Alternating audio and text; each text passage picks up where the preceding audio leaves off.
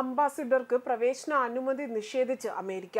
കയ്യിൽ സാധുവായ വിസയും എല്ലാ നിയമപരമായ യാത്രാ രേഖകളും കൈവശം വെച്ചിട്ടും പാകിസ്ഥാൻ അംബാസിഡറെ കാലുകുത്താൻ അമേരിക്ക അനുവദിച്ചില്ല.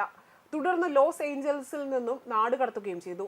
അവധിക്കാലം ആഘോഷിക്കാൻ ലോസ് ഏഞ്ചൽസിലേക്ക് പോകുമ്പോൾ US എമിഗ്രേഷൻ അധികൃതർ അദ്ദേഹത്തെ വിമാനത്താവളത്തിൽ തടഞ്ഞുവെച്ചതായും ദി ന്യൂസ് പുറത്തുവിട്ട റിപ്പോർട്ടിലാണ് ഇക്കാര്യങ്ങൾ വ്യക്തമാക്കുന്നത്.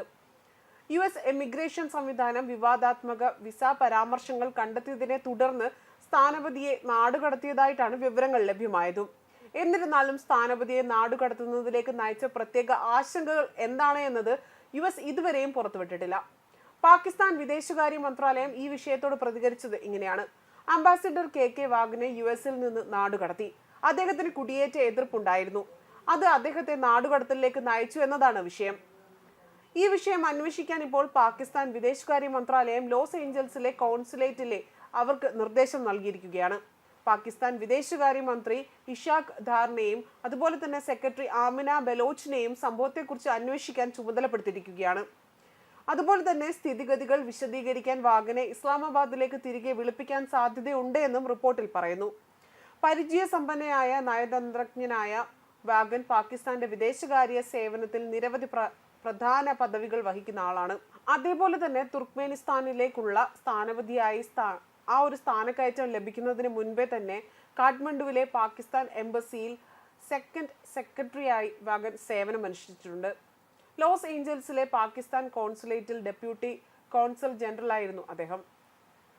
ഇരു രാജ്യങ്ങളുമായി ബന്ധപ്പെട്ട എന്തെങ്കിലും നയതന്ത്ര നയങ്ങളുമായോ അല്ലെങ്കിൽ നിലവിലുള്ള പ്രശ്നങ്ങളുമായോ സംഭവത്തിന് ബന്ധമില്ല എന്നാണ് പാകിസ്ഥാൻ മാധ്യമങ്ങൾ റിപ്പോർട്ട് ചെയ്തിരിക്കുന്നതും. വാഗന്റെ US-ലെ ഭരണപരമായ പരിധികളാണ് അദ്ദേഹത്തെ പ്രവേശനം നിഷേധിക്കാനുള്ള തീരുമാനത്തിന് പിന്നിലെന്നും വൃത്തങ്ങൾ വ്യക്തമാക്കുന്നു. കഴിഞ്ഞ ആഴ്ച ഡൊണാൾഡ് ട്രംപ് ഭരണകൂടം പാകിസ്ഥാനിൽ പുതിയ യാത്രാവിലക്ക് പ്രഖ്യാപിക്കുമെന്ന് റോയിട്ടേഴ്സ് റിപ്പോർട്ട് ചെയ്യുകയും ചെയ്തിരുന്നു. അത് അവരുടെ പൗരന്മാർക്ക് അമേരിക്കയിലേക്കുള്ള പ്രവേശനം നിയന്ത്രിക്കുമെന്നും എന്നതായിരുന്നു പറഞ്ഞിരുന്നത്. അതേസമയം പുതിയ യാത്രാവിലക്ക് ട്രംപ് ഭരണകൂടം പ്രഖ്യാപിക്കാൻ പോകുന്നുവെന്നും അടുത്ത ആഴ്ച പ്രാബല്യത്തിൽ വരുമെന്നാണ് റിപ്പോർട്ടുകൾ സൂചിപ്പിക്കുന്നത്. രാജ്യങ്ങളുടെ സുരക്ഷ, അതുപോലെ തന്നെ സൂക്ഷ്മ പരിശോധന, അപകട സാധ്യതകൾ തുടങ്ങിയ കാര്യങ്ങളിൽ സർക്കാർ അവലോകനത്തിന്റെ അടിസ്ഥാനത്തിലാണ് അഫ്ഗാനിസ്ഥാനിലും അതുപോലെ തന്നെ പാകിസ്ഥാനും യാത്രാവിലക്ക് ഏർപ്പെടുത്തുമെന്നും വ്യക്തമാക്കിയത്. രണ്ടാമത്തെ ടേമിൽ അധികാരമേറ്റതിന് പിന്നാലെ തന്നെ ദേശീയ സുരക്ഷാ ഭീഷണികൾ കണ്ടെത്തിയതിനെ തുടർന്നായിരുന്നു US-ലേക്ക് പ്രവേശിക്കുന്ന എതിരാളികളുടെയും അതുപോലെ തന്നെ സുരക്ഷാ പരിശോധന ശക്തമാക്കണമെന്ന് ആവശ്യപ്പെട്ടുകൊണ്ട് ട്രംപ് ഉത്തരവ് പുറപ്പെടുവിച്ചതും. അതുപോലെ തന്നെ പരിശോധനയും സ്ക്രീനിംഗ് വിവരങ്ങളും കുറവായതിനാൽ തന്നെ യാത്രാ ഭാഗികമായോ പൂർണ്ണമായോ നിർത്തിവെക്കേണ്ട രാജ്യങ്ങളുടെ പട്ടിക മാർച്ച് 12-നകം തന്നെ സമർപ്പിക്കാൻ ഉദ്യോഗസ്ഥരോട് ട്രംപ് ആവശ്യപ്പെടുകയും ചെയ്തിരുന്നു. അതേസമയം നിലവിലെ റിപ്പോർട്ട് പ്രകാരം പാകിസ്ഥാനും അഫ്ഗാനിസ്ഥാനും മാത്രമല്ല മറ്റു രാജ്യങ്ങളും ഉൾപ്പെട്ടേക്കാമെന്നും മാധ്യമങ്ങൾ റിപ്പോർട്ട് ചെയ്തിരുന്നു.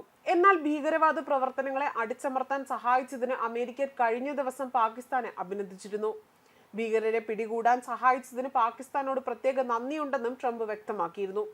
ഇതിനു പിന്നാലെയാണ് യാത്രാവിലക്ക് സംബന്ധിച്ച വാർത്തകൾ പുറത്തുവരുന്നതും. ന്യൂസ് ഡെസ്ക് കർമ്മ ന്യൂസ്.